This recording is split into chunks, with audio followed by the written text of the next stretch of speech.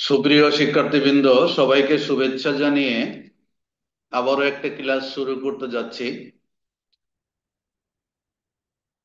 বিশেষ করে ইতিপূর্বে আমি অনেকগুলো সৃজনশীল প্রশ্ন নিয়ে আলোচনা করেছি। এবার আমি কিছু অবজেক্টিভ অর্থাৎ বহু নির্বাচনীয় প্রশ্ন নিয়ে, এমসিকিউ প্রশ্ন নিয়ে আলোচনা করব। এমসিকিউ বহু নির্বাচনী প্রশ্ন উত্তর একাদশ, দ্বাদশ এবং এইচএসসি পরীক্ষার জন্য ভূগোল প্রথম পত্র দ্বিতীয় অধ্যায় পৃথিবীর গঠন, এই দ্বিতীয় অধ্যায় সম্পর্কে যত রকম প্রশ্ন হতে পারে আমি সেটা আলোচনা করার চেষ্টা করব। এটা আমার ইউটিউব চ্যানেল। এই চ্যানেলটা সাবস্ক্রাইব করার আহ্বান জানিয়ে আমি ক্লাসটা শুরু করতে যাচ্ছি। প্রথমে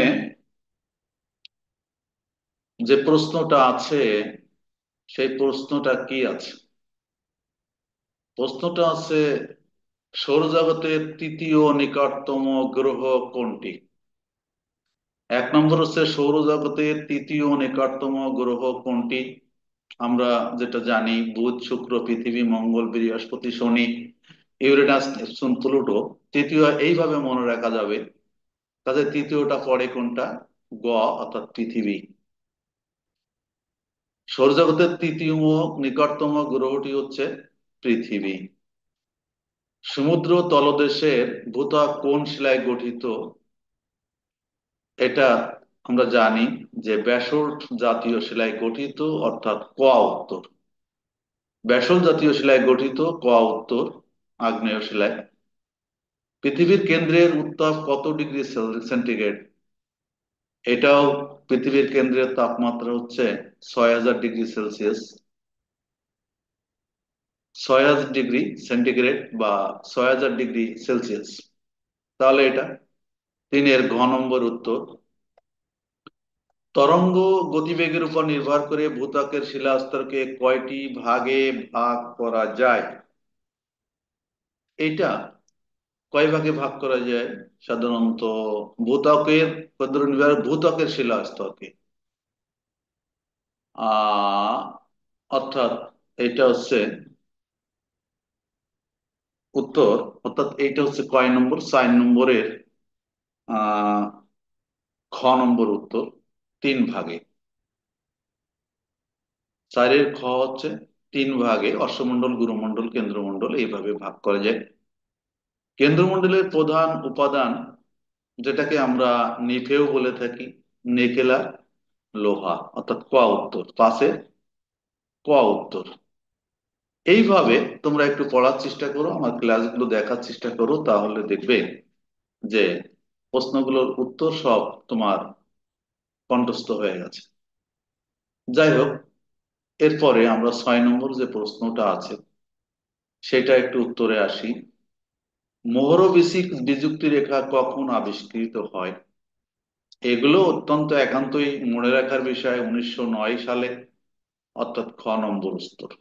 উত্তর হচ্ছে 1909। এইটা 6 নম্বর প্রশ্নের উত্তর হবে খ, 1909। 7 নম্বরে যদি আসি, পর্বত সাধারণত কত মিটারের বেশি উঁচু হয়? এই 7 নম্বরে যদি আসি, আমরা জানি এখানে একটা জিনিস বুঝতে হবে, মানে 600 মিটার থেকে 1000 মিটার পর্যন্ত উচ্চতা বিশিষ্ট যে ভূমি সেটা হচ্ছে পর্বত মাল, মানে পাহাড়। আর 1000 মিটারের বেশি উঁচু হলে সেটা হচ্ছে পর্বত। তাহলে আমাদের উত্তরটা হবে ঘ, 1000 মিটার। উৎপত্তি ও গঠন অনুসারে পর্বতকে কয় ভাগে ভাগ করা যায়? অত্যন্ত সহজ একটা প্রশ্ন। 8 নম্বর, যেটার উত্তর তোমরা নিজেরাই জানো, 5 ভাগে। এই যে এটা 5 ভাগে ভাগ করা যায়। এর শ্রেণীবিভাগ সম্পর্কে বিস্তারিত আলোচনা আমার অন্যান্য ক্লাসে আছে। 9-এর উদ্দীপকে উল্লেখিত পর্বতটি কোন পর্বত? এখানে একটা চিত্র দেওয়া আছে। এটা দেখেই তো মনে হচ্ছে যে এটা ভাস পর্বত বা হিমালয়ের মতো একটা আকৃতির পর্বত, অর্থাৎ এটা কোয়া উত্তর ভঙ্গিল পর্বত। এই জিনিসগুলো আসলে একটু বারবার পড়া প্রয়োজন। এবার আসো 10 নম্বর প্রশ্নের উত্তরে যদি আমরা আসি, সেখানে আমরা দেখছি যে প্রশ্নটা আছে, কিলিমানজারো শীর্ষদেশ বরফাবৃত কেন? অক্ষাংশের জন্য, ভূমির ঢালের জন্য, উচ্চতার কারণে, বা সমুদ্র থেকে দূরত্বের কারণে। আমরা জানি যে সাধারণত আমরা যে বায়ুমণ্ডলের যে স্তর বিন্যাস পড়েছি, সেখানে আমরা কি দেখেছি যে টোপোস্ফিয়ারে বা টোপোমণ্ডলে একটা প্রধান বৈশিষ্ট্য হচ্ছে, আমরা যত উপরে উঠতে থাকবো, ভূপৃষ্ঠ থেকে যতই উপরে উঠতে থাকবো, ততই তাপমাত্রা কমতে থাকবে প্রতি কিলোমিটারে বা 1000 মিটারে 6.4 ডিগ্রি বা 5 ডিগ্রি তাপমাত্রা হ্রাস পেতে থাকে। তাহলে এই যে কিলিমাঞ্জারো পর্বত বরফাবৃত কেন থাকে? শুধুমাত্র কি কারণে? উচ্চতার কারণে। কারণ উচ্চতা বৃদ্ধির সাথে সাথে তাপমাত্রা কমে যায় এবং সেটা বরফে পরিণত হয়। কোন জাতীয় পর্বতে চ্যুতি রেখা দেখা যায়? কোন জাতীয় পর্বতে চ্যুতি রেখা দেখা যায়? এটা অত্যন্ত সহজ প্রশ্ন। তোমরা যখন ভঙ্গিল পর্বত বা ভাস পর্বত পড়বে, দেখবে ভঙ্গিল পর্বতের বৈশিষ্ট্যে কিন্তু এই কথাটা লেখা আছে যে ভঙ্গিল পর্বতে চ্যুতি রেখা দেখা যায়। তাহলে এটার উত্তর হচ্ছে ক, ভঙ্গিল পর্বত। 12 নম্বর, হেনরি ও ব্ল্যাক হিলস কোন জাতীয় পর্বত? হেনরি ও ব্ল্যাক হিলস, এই প্রশ্নের উত্তরটা খুঁজতে আমরা যদি দেখি, হেনরি ও ব্ল্যাক হিলস কোন জাতীয় পর্বত, আসলে এটা কিন্তু হেনরি ল্যাকোলিথ পর্বত। ব্ল্যাক হিলস হচ্ছে ল্যাকোলিথ পর্বত, অর্থাৎ 12 নম্বরে ঘ উত্তর। মুসাকৃতি পর্বত কোনটি? মুসাকৃতি পর্বত কোনটি? মুসাকৃতি পর্বত মিনস কনিক্যাল হিলস যেগুলো আছেন, এটা আগ্নেয়গিরির অগ্নুৎপাতের ফলে যেটি সৃষ্টি হয়, সেটা হচ্ছে আগ্নেয় পর্বত, অর্থাৎ এটার উত্তর হবে আগ্নেয় পর্বত খ। 14 নম্বর, আহ কি বলছে যে পৃথিবীর মধ্যে সবচেয়ে উঁচু চ্যুতি স্তূপ পর্বত দেখা যায় কোথায়? 14 নম্বরে যেটা আছে সেটা হচ্ছে পূর্ব আফ্রিকায় খ। তাহলে আমরা এখানে 14টা প্রশ্নের উত্তর আমরা পেয়ে গেছি। এবার যদি আমরা 15 নম্বরে চলে আসি, 15 নম্বর প্রশ্নে যেটা উত্তর আসবে, কি বলছে যে দুটি চ্যুতিরেখার মধ্যবর্তী উন্নত ভূভাগকে কি বলা হয়? দুটি চ্যুতিরেখার মধ্যবর্তী ভূভাগকে, উন্নত ভূভাগকে, উঁচু ভূভাগকে কি বলা হয়? খ, চ্যুতিস্তূপ পর্বত। ঘটনাটা এরকম, এই যদি এইটা হয়, এটা, তাহলে এই যে উঁচু অংশ, এটা হচ্ছে চ্যুতি স্তূপ পর্বত। এই যে উঁচু অংশ, এটাকে বলা হয় চ্যুতি স্তূপ পর্বত, অর্থাৎ খ উত্তর। বলিভিয়া কোন জাতীয় মালভূমি?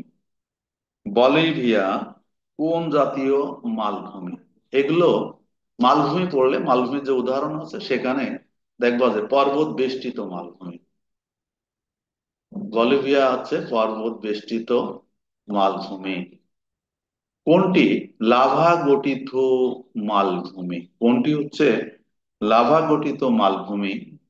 এখানে কলম্বিয়ার বিখ্যাত মালভূমি যেটা, কলম্বিয়া, সেটা কিন্তু সবই লাভা গঠিত মালভূমি। কলম্বিয় মালভূমি কোথায়? একদম পাশাপাশি প্রশ্নটা। এটা হচ্ছে কলম্বিয়াতে আমরা, অর্থাৎ এটা হচ্ছে 18 নম্বর প্রশ্ন।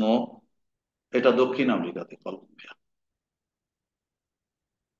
বলছে কলম্বিয়া মালভূমি কোথায়? দক্ষিণ আমেরিকাতে। কোন মহাদেশে কলম্বিয়া, এটা দেখলেই তো একটা মনে রাখা উচিত। সমভূমি উন্নীত মালভূমি কোনটি? সমভূমি উন্নীত মালভূমি কোনটি? বিশ্বের সবচেয়ে বড় মালভূমি যেটা আছে, তিব্বত মালভূমি, যেটা চীন, তিব্বত মালভূমি। 20 নম্বর, মেক্সিকো মালভূমি কোন ধরনের মালভূমি? মেক্সিকো মালভূমি কোন ধরনের মালভূমি? মেক্সিকো আসলে একটা পর্বত বেষ্টিত মালভূমি। মেক্সিকো পর্বত বেষ্টিত মালভূমি। তাহলে আজকে আমি এই পর্যন্তই ক্লাসটা শেষ করতে চাচ্ছি। সবাইকে অসংখ্য ধন্যবাদ জানিয়ে